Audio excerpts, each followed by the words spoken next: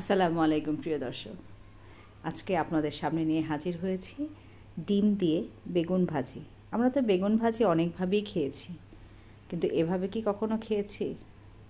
বাসায় একবার হলেও ট্রাই করে দেখবেন, ভীষণ মজা। আপনি এটা খিচুড়ি দিয়েও খেতে পারেন।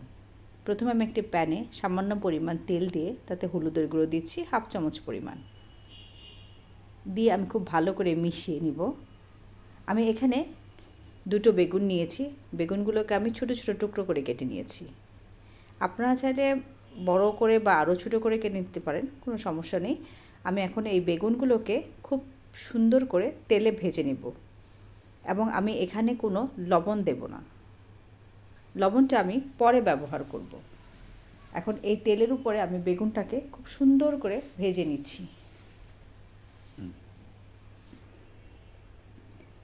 যেভাবে করে আমরা বেগুন ভাজি ভাত দিয়ে খেয়ে থাকি, আমরা ঠিক সেভাবেই বেগুনটাকে ভেজে নিব।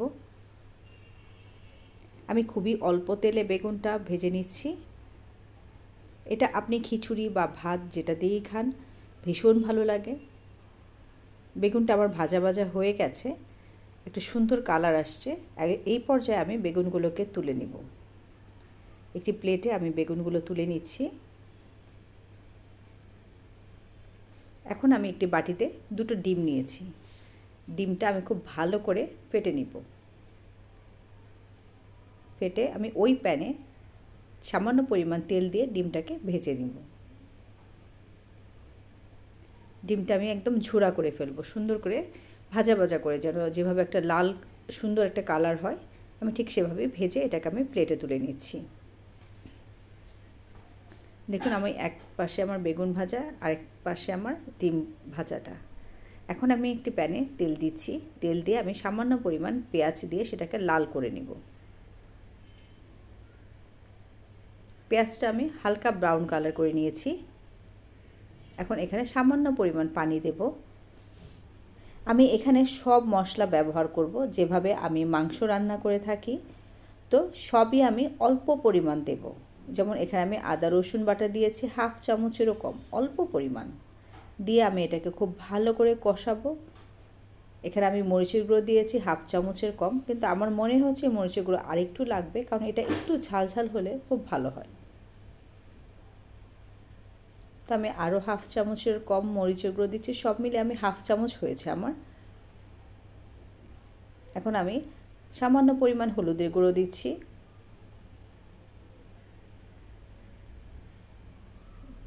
মাঝে মাঝে অল্প অল্প করে পানি দেবেন, যেন মশলাটা সুন্দর করে কষানো হয় এবং পুড়ে না যায়, সেদিকে খেয়াল রাখতে হবে।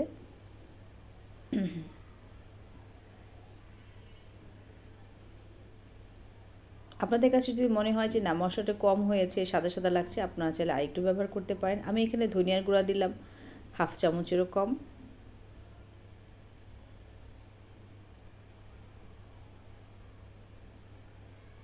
মশলাগুলো আমি খুব সুন্দর করে মিশিয়ে নেব।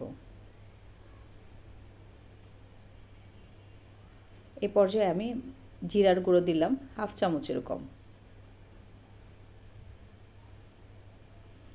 এখন আমি ভাজার জিরা গুঁড়ো দিচ্ছি 1/2 চামচেরও কম।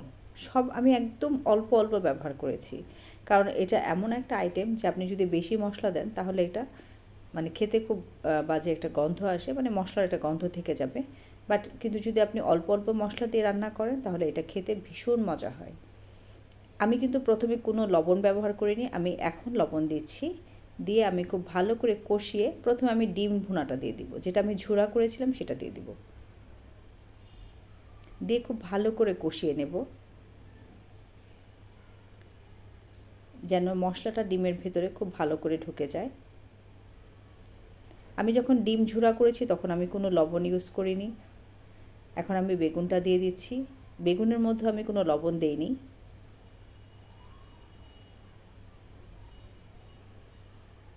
এটাকে এখন খুব ভালো করে আমি একটু ভুনে নিব, একদম ভাজা ভাজা করে নিব।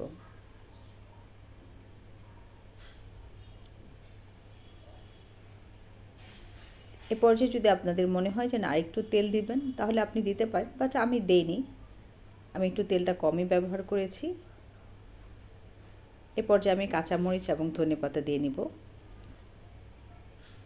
দিয়ে আমি এটাকে খুব ভালো করে নেড়ে চেড়ে একটা সার্ভিং ডিশে আমি ঢেলে নেব। আপনারা একবার হলেও বাসায় ট্রাই করবেন এবং অবশ্যই আমাকে কমেন্টস বক্সে জানাবেন কেমন হলো খেতে, কারণ আপনাদের প্রতিটি কমেন্টস আমাকে অনেক উৎসাহিত করে। তবে রিকোয়েস্ট রইল, এটা বাসায় একবার হলেও আপনি বাসায় ট্রাই করবেন, ভীষণ মজা। এবং আপনি যদি এটা খিচুড়ি বা ভাত দিয়ে খাবেন, ভীষণ ভালো লাগে এটা খেতে। আল্লাহ হাফেজ।